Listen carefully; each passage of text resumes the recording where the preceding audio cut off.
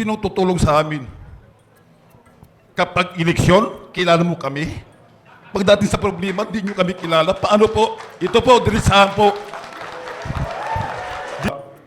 Ramdam naman ninyo siguro ang kahirapan namin. Paano na? Pinanganak po kaming mahirap.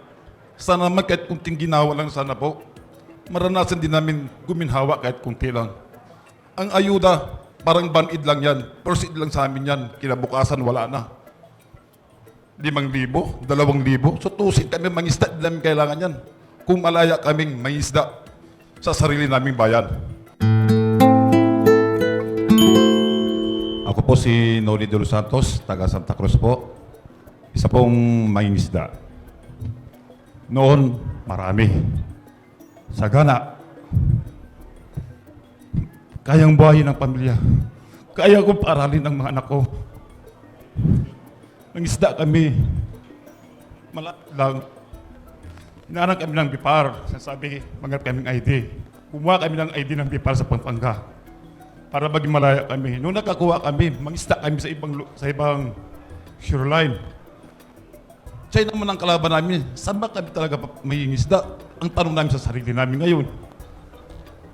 Ang sabi ko sa mga anak ko, into muna kayo anak. Dahil na kaya ng papa niyo. Dahil ito po, dinadaan ko na lang po sa luha. Dinadaan ko na lang po sa inyo dahil ngayon lang po kayo bumaba. Ramdam naman ninyo siguro ang kahirapan namin.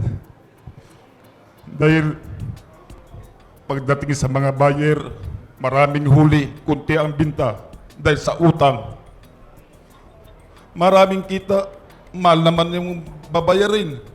Bigas, kurinti, tubig. Paano na? Pinanganak po kaming mahirap. Sana naman kahit kunting ginawa lang sana po. Maranasan din namin guminhawa kahit kunti lang.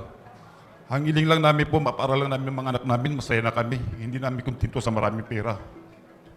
Sana po, hangiling namin kayo mangingisda. Tulungan nyo kami.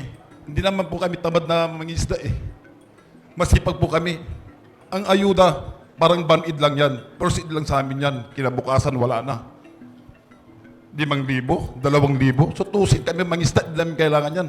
Kung malaya kaming mangisda sa sarili naming bayan. Sino ba ang tutulong sa amin? Wala po kaming kilala dahil maliit lang po kami. Sinong tutulong sa amin? Kapag eleksyon, kilala mo kami. Pagdating sa problema, di nyo kami kilala. Paano po? Ito po, dirisahan po. Diritsahan po, ang sinasabi ko, sasalubin ko po, diritsahan po ako. Huwag po kayong sumama sa amin kami mangingisda. Dahil sinasabi ko lang po ang salubin namin kami mangingisda. Hirap na hirap po kami. Hindi po sapat ang ayuda. Malayang pangingisda lang po ang kailangan namin. Marami pong salamat. Yan, maraming salamat po.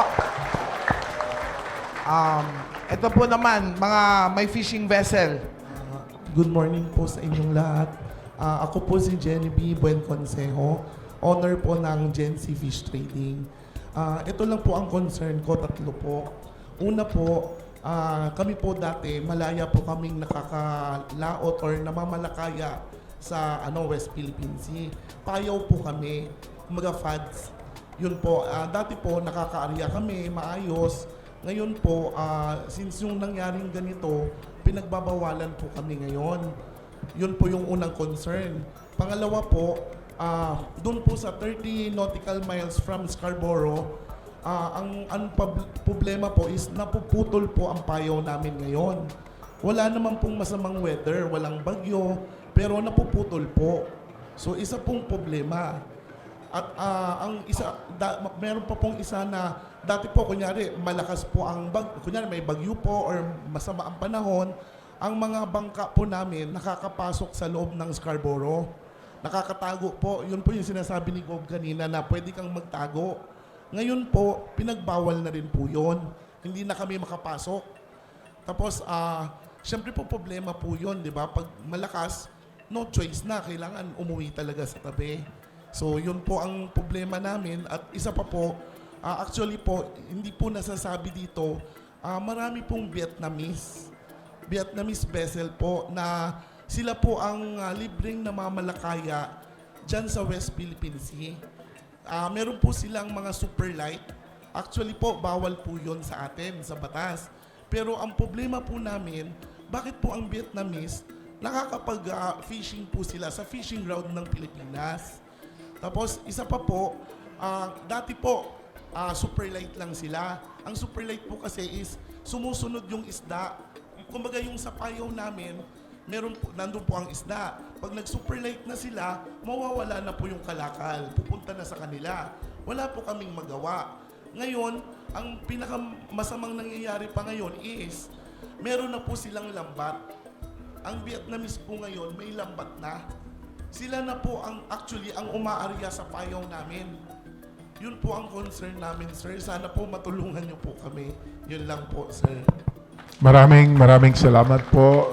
Sa 5 po kayo na resource person so far, nakikinig po ang members ng joint committee, lalong-lalo na po sa mga karanasan nyo. Kanina po na-mention ni Sir Noli ng Santa Cruz. At nakikinig po kami, malaya po kayong magpaabot. At nandito po, sinabi mismo ni Senior Deputy Speaker ni Dong Gonzales na ito po ay ipaparating namin sa kinakaukulan, huwag ka pong mag-alala at maghahanap po tayo ng posible pong mga solusyon. Meron pa pong gusto magsalita, Ma'am Nanay Bing? Last